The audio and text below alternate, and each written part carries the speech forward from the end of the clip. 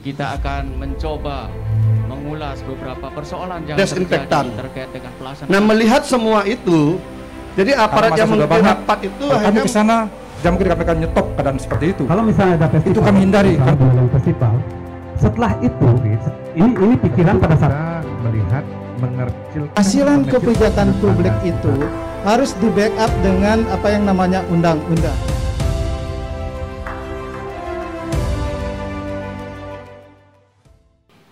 Baik, kembali lagi bersama saya Tias Paramita dan kita masih di obrolan spesial untuk edisi hari ini Kamis 5 November 2020. Dan tadi Tias sempat terputus ya obrolannya dengan Pak Dewo selaku Ketua PHRI yang katanya masih banyak yang ingin disampaikan. Ya udah, sekarang Tias mau tanya lagi ya Pak Dewo ya. Yang kita tahu di sini wisatawan baik mancanegara maupun domestik gitu Pak ya, sebelum adanya pandemi lebih banyak ke Bali Selatan gitu kan. Ke Bali Utara paling untuk lihat dolphin kebanyakan. Nah, kira-kira dengan adanya pinjaman PEN yang tadi juga salah satunya menyentuh sektor pariwisata, apa yang harus diperbaiki, apa yang harus dibenahi Pak? Betul sekali Mbak Tias. Jadi kalau bicara bahwa wisatawan itu lebih banyak di Bali Selatan, andaikan ilustrasi seperti Subak. Yeah. Kalau air itu kan mengalir dari hulu sampai ke hilir. Nah, tentu potensi yang dimiliki Bali Selatan untuk mendatangkan wisatawan udah pasti itu. Bandara ada di selatan. Yeah. Sudah begitu pelabuhan besar ada di selatan, di benua yang mendatangkan cruise ribuan membawa wisatawan. Nah, sekarang bagaimana potensi, kebetulan ada Pak Susilo Ambari yang saya hormati dan saya muliakan, sekarang bagaimana bisa potensi-potensi itu untuk di Bali Utara. Itu dulu ilustrasinya saya. Jadi wajar wisatawan itu banyak di Bali Selatan. Kalau nanti gulanya sudah ada di Bali Utara, tentu wisatawan itu baik mancanegara maupun domestik akan datang. Nah, salah satu yang teman-teman kita perjuangkan, ketika kemarin waktu cuti, Desember kan ada cuti Pak Dewa, bersama. Mungkin bisa ditahan sebentar, ada penelpon katanya yang masuk. Woy, ya di 23455. Kita berikan dulu kesempatan untuk pendengar Radio Guntur. Halo, selamat siang. Oke. Sudah terputus, mungkin bisa dilanjutkan Pak. Tes rapid misalnya, sekarang kan anggaran 571 miliar. Ya. Jadi ini kebetulan ada Pak Ketua DPRD diwakili Pak Wakil. Tes rapid itu saya tidak mengurangi protokol kesehatan. Tetapi bila mana kalau tes rapid itu gratis dan swab itu gratis, yang mau berkunjung ke Bali Utara itu difasilitasi. Iya. Jadi tahan itu dulu ya. tarik. Ya. Aha, tes rapid. Oke, halo selamat siang. Halo. Jika Anda mendengarkan via streaming, mungkin bisa langsung sebutkan nama, pertanyaan, saran, dan masukan yang ingin disampaikan kepada narasumber yang sudah hadir di Angkringan Gempol 38. Halo?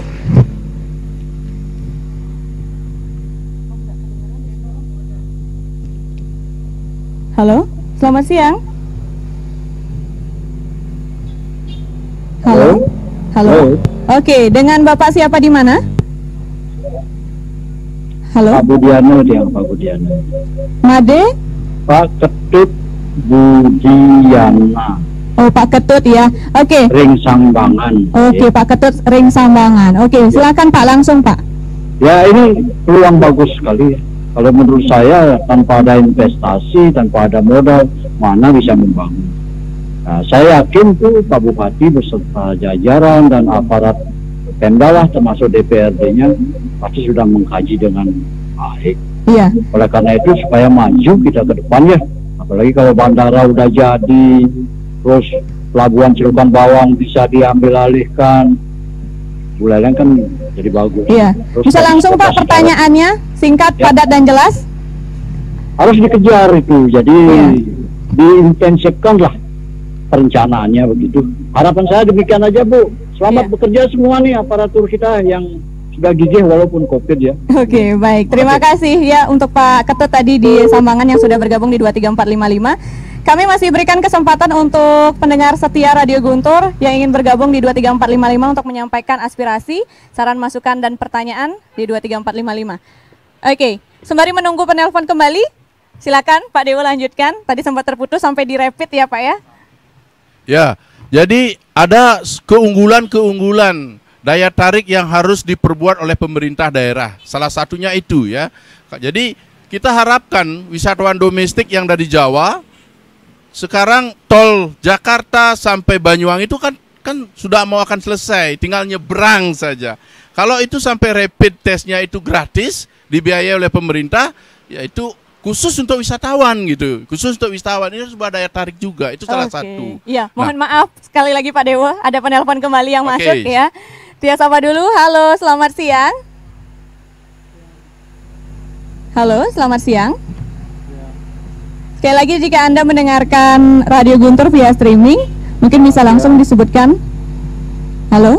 Halo, selamat siang dengan Pak Gede. Oke, Pak Gede di? Pak Gede di Lovina. Oke, Pak Gede di Lovina. Langsung Pak Gede, singkat, padat, dan jelas Pak ya.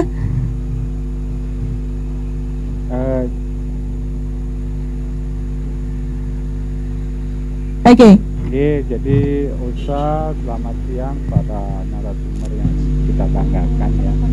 Jadi kita sangat apresiasi dengan ide pemerintah daerah di bawah kepemimpinan Pak Bupati untuk membangun Buleleng dengan dana plan ini yang mungkin tadi di awal dijelaskan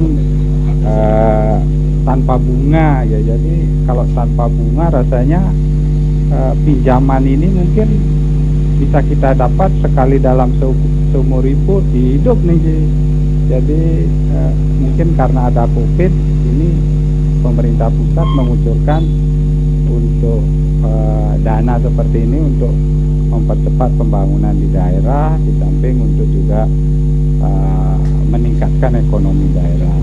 Nah, apresiasi kami selaku masyarakat ya punya ya bisa mudah-mudahan bisa dimanfaatkan secara maksimal untuk pembangunan Buleleng di secara sektor, jadi baik infrastruktur tadi sudah dijelaskan, kesehatan, jadi tanpa suatu kendala. Jadi pemerintah daerah baik DPR, eksekutif, legislatif ya semua itu bersatu sehingga target-target yang sudah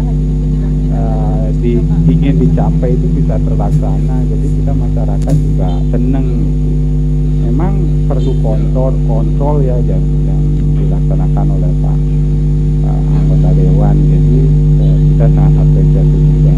Jadi dari pemaparan awal memang pasti ada pro dan kontra. Tapi saya yakin di bawah kepemimpinan Pak Agus bisa diselesaikan secara baik, dicarikan solusi sehingga. Oke. Mungkin Pak Gede bisa to the point langsung Pak, karena kita keterbatasan waktu. Yeah. Jadi kita sangat apresiasi gitu. Jadi kalau ini sudah bisa terintegrasi, pariwisata bisa merasakan juga manfaatnya khususnya Lovina gitu. Okay. Jadi kita berterima kasih sekali lagi, semoga sukses dan salam sehat. Selamat siang, Om Santi. Baik, terima kasih Pak Gede di Lovina, dan kita cukupkan ya untuk 2 penelpon saja. Nanti sebelum ditanggapi oleh narasumber, mungkin Pak Dewo mungkin bisa ditambahkan sedikit Pak ya, karena kita keterbatasan waktu. Ini seperti mancing Bu. Iya. Kalau kita mau ikan besar dan banyak, tentu umpannya harus juga yang bagus gitu. Nah, dengan dana stimulus yang 571 miliar ini, kalau kita nanti manfaatkan sesuai dengan apa yang disampaikan oleh Pak Bupati dan tambahan-tambahan kami tadi, bahwa Buleleng ini luas terbagi dengan 4 wilayah yang memiliki potensi yang luar biasa. Seperti di timur misalnya, itu yang ada desa wisata dan khusus untuk yoga, serta punya laut yang bagus terumbu karangnya. Buat misalnya kalau di terumbu karang misalnya, marine tourism, di sana ada misalnya yang dipakai rumah apung gitu. Nah jadi wisatawan domestik selama ini belum mengetahui wilayah timur, sehingga kasus pandemi ini teman-teman di timur itu 0% tingkat huniannya. Jadi hotel-hotel besar, bahkan ada hotel besar yang mau dijual sekarang sudah. Nah itu kasihan sekali. Nah kalau di selatan dengan adanya danau yang nanti akan mendapat perhatian juga, itu adalah merupakan potensi. Jadi teman-teman, maaf, masyarakat yang mau setengah-setengah, ketika sudah di tengah, oh ternyata potensi luar Bali Utara itu bagus, danaunya bagus, lagi sedikit saja dia drive ke utara. Ini kan potensi juga. Jadi rakyat kecil itu kan bisa menikmati. Nah setelah ini sudah selesai semuanya, baru kita akan promosikan. Nah promosi mancanegara ada namanya ITB Berlin, ITB Asia, ada namanya WTM. Nah, kalau saja nanti di dalam promosi itu, izin Pak Ketua DPR, bersama-sama kita promosi di sana, di dalam promosi itu ada sebuah event. Jangan hanya mengikuti pameran saja, kurang. Jadi kalau memang ada dana, ada biaya, sekali promosi, langsung kita mengundang buyer-buyer. Di satu tempat. Jadi hostnya Pak Bupati. Kemudian yang akan menjelaskan Dinas Pariwisata atau Badan Promosi Pariwisata Daerah tentang potensi yang ada di Bali Utara. Jadi DPR-nya juga ikut bersama. Semua media pihak ya? juga ikut bersama. Jadi itu langsung dia kena. Pancingnya itu akan langsung kena ikan jadinya. Daripada hanya mengikuti pameran-pameran saja. Jadi di sana khusus buyer yang diundang, kita biayai, kita misalnya entertain dengan kekhasan Bali Utara, udah gitu potensi Bali Utara. Karena selama ini bicara Bali Utara belum diketahui oleh banyak orang. Jadi promosinya harus digencarkan. Ternyata Bali ini tidak Ubud aja yang punya potensi alam yang luar biasa. Ternyata di Bali Utara juga ada.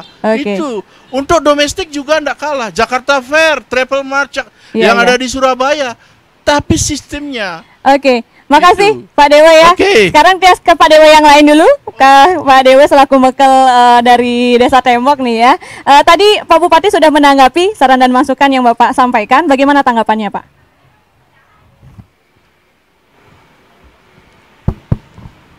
Terima kasih. Sebenarnya saya juga sependapat. Jadi bukan semata-mata untuk melihat persoalan ini dari kacamata mikro saja. Karena kalau dibilang pertanian juga menyumbangkan PDRB, koreksi yang kalau keliru Pak Wakil Ketua DPRD, Pak Ketut, yang tidak bisa dibilang kecil juga. Nah yang kedua, dari zaman ke zaman, dari dulu nih, sektor-sektor real seperti ini, pertanian, peternakan, perikanan, UKM dan lain sebagainya, dan hal-hal lain yang sejenis, adalah sektor-sektor yang secara personal yang lihat, jadi kurang mendapat porsi perhatian atau konsentrasi dalam bentuk dukungan kebijakan dari pemerintah. Nah, maksud saya, kenapa tidak memanfaatkan pandemi dengan kebijakan strategis dari pemerintah melalui pinjaman PEN daerah ini sebagai salah satu akselerator dan lokomotif untuk menggerakkan kembali apa yang selama ini kita sempat abaikan. Karena sekali lagi, ketika berbicara tentang kebijakan prioritas pemerintah kabupaten, mungkin Pak Ketut nanti bisa menambahkan, Wakil Ketua DPRD, kita ingat betul dari 2 tahun lalu kebijakan prioritasnya adalah pertanian. Nah, yang Tiang maksudkan apa yang disampaikan sebagai agenda kebijakan prioritas juga diimplementasikan secara konkret melalui program dan kebijakan sekaligus dukungan anggaran. Nah, kita bisa lihat kenapa tidak manfaatkan COVID niki atau pandemi niki sebagai momen untuk melakukan asesmen supply dan demand. Kebetulan bentan dari Kadin, bentan dari Ketua PHRI juga. Niki, sederhananya seperti niki. Mumpung sekarang lapangan tandingnya niki kosong kan?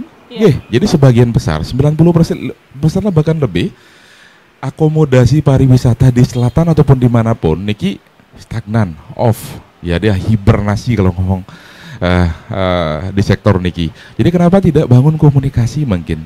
Pada saat yang sama kita nih punya pergub yang bagus, pergub 99 tahun 2019 tentang pemanfaatan produk pertanian dan lain sebagainya. Pergub yang bagus yang mampu mengakomodasi hal-hal yang menjadi demand atau permintaan sektor pariwisata, buah-buahan dan lain sebagainya, yang cuman belum sempat terimplementasi sampai dengan sekarang. Jadi intinya nih yang Tiang sampaikan bukan untuk mengabaikan sektor lain begitu. Nah, yang kedua yang tidak kalah penting adalah saya dalam kapasitas sebagai perbekal, termasuk perbekal lain di seluruh Buleleng, juga punya usulan-usulan prioritas yang sudah kami sampaikan di Musrenbang, Musyawarah Perencanaan Pembangunan yang diselenggarakan oleh pemerintah kabupaten setiap tahun. Nah, yang perlu disampaikan nanti kemudian adalah apakah usulan-usulan yang prioritas yang kami usulkan ke pemerintah Supradesa dalam hal ini Pemkab sudah terakomodasi dalam usulan kegiatan yang diajukan menjadi pinjaman PEN daerah.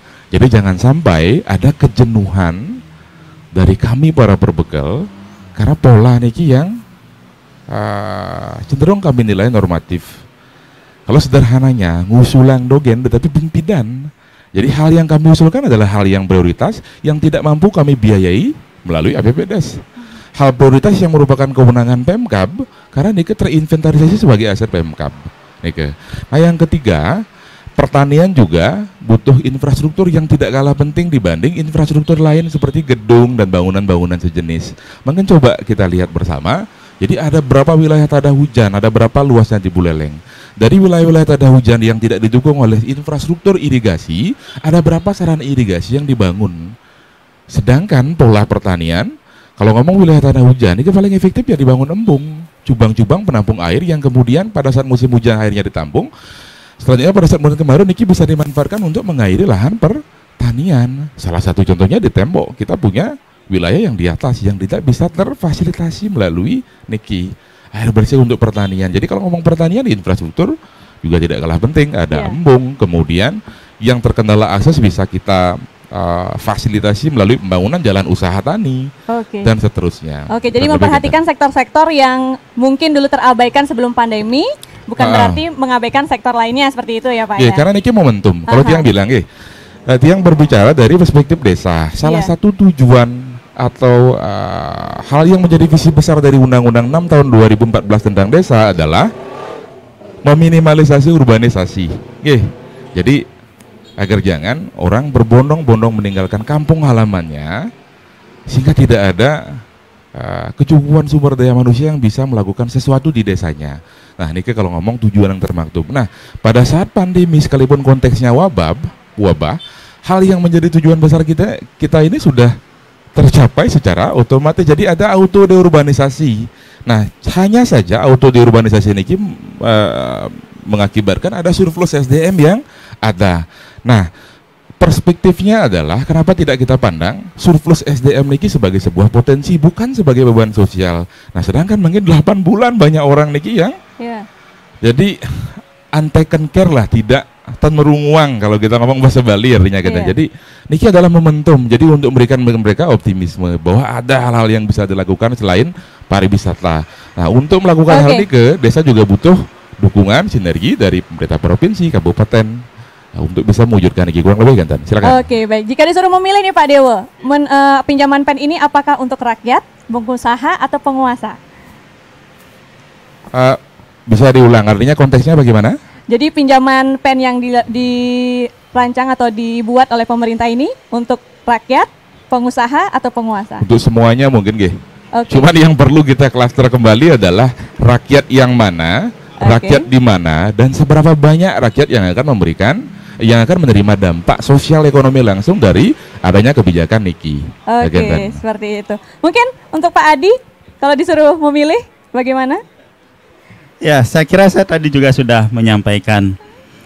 Jadi kalau memilih ya untuk kita semua. Untuk kita semua. Iya, jadi dengan hanya saja kan memang ada yang bisa secara langsung dan tidak langsung, ada yang bisa menerima sekarang, tapi bisa juga mereka memperoleh dampaknya di kemudian hari. Iya, Lalu untuk Pak Kadin, Ketua Kadin bagaimana? Untuk siapa ini pinjamannya? Untuk rakyat, pengusaha? Ya untuk semuanya. Semuanya untuk semuanya ini ya. Ketua PHRI. Jelas. Dari tadi saya berapi-api bicara. Pemerintah itu pasti melakukan yang terbaik bagi rakyat kita semua di saat pandemi seperti ini, dan jangka pendek maupun jangka panjang. Terakhir dari Pak Wakil Ketua Dewan, bagaimana Pak? Terima kasih. Jadi karena di sini adalah saya mewakili lembaga juga tentunya mewakili masyarakat. Acara ini sangat penting bagi kami untuk menyerap aspirasi. Ada Kadin, ada kemudian PHRI, ada dari perwakilan perbekal, ada dari akademisi. Jadi saya tampung semuanya. Tadi juga ada penelpon dari masyarakat yang sangat setuju dengan program ini. Jadi kami akan seperti tadi Pak Mekel, banyak sekali program strategis yang harus kita masukkan dalam anggaran-anggaran APBD, apalagi musrembang yang sudah diajukan oleh perbekal semuanya. Tentu ini adalah kami serap sekarang, kami akan bawa ke pembahasan APBD. Saya kira demikian, Bu. Terima kasih. Baik, lagi sedikit katanya Pak Dewa. Oke, sedikit saja ya Pak ya, karena kita sudah waktu. Cek. Jadi intinya yang di luar konteks pengusaha, penguasa ataupun rakyat tadi. Jadi intinya begini, Buleleng punya banyak desa, 129 desa, 19 kelurahan. Semuanya punya dinamika masalah masing-masing ngertinya kan. Cuman kaji kembali permasalahan mendasar yang ada di setiap desa niki. Jadi jangan sampai kembali setelah dana PEN ataupun APBD niki kita optimalkan untuk mengakselerasi pemulihan ekonomi di 2021, masih ada daerah, desa ataupun wilayah ataupun banjar yang fasilitas atau infrastruktur air bersihnya belum bisa diakses oleh masyarakat. Jadi tidak terbangun nih ke yang kedua, persoalan-persoalan seperti pendidikan, kesehatan dan lain sebagainya. Jadi sederhananya begini, lakukan dulu hal-hal yang mendasar artinya, yang menjadi kebutuhan, kepentingan yang berdampak kepada masyarakat Buleleng secara umum sebelum melangkah ke hal-hal yang daripada melangkah ke hal-hal yang kelihatan progresif tetapi tidak menyentuh permasalahan fundamental, sehingga akar masalah kalau ngomong hama dan penyakit nggak akan bisa kita cover atau atasi. Kira-kira demikian. Terima kasih. Baik, terima kasih Pak Dewa dan terima kasih Tia sampaikan kepada seluruh narasumber yang sudah hadir di Angkringan Gempol 38 pada pagi hari ini. Dan demikianlah obrolan spesial untuk edisi hari ini mengenai pinjaman 571 miliar untuk rakyat atau siapa. Dan tadi semua narasumber sepakat ya untuk kita semua katanya. Semoga pinjaman yang dibuat oleh pemerintah ini mampu menyentuh seluruh lini kehidupan masyarakat di Buleleng. Demikian obrolan spesial untuk edisi hari ini. Saya Tias Paramita pamit undur diri. Mohon maaf apabila ada kesalahan kata maupun perbuatan yang tidak disengaja. Dan sampai jumpa di obrolan spesial berikutnya.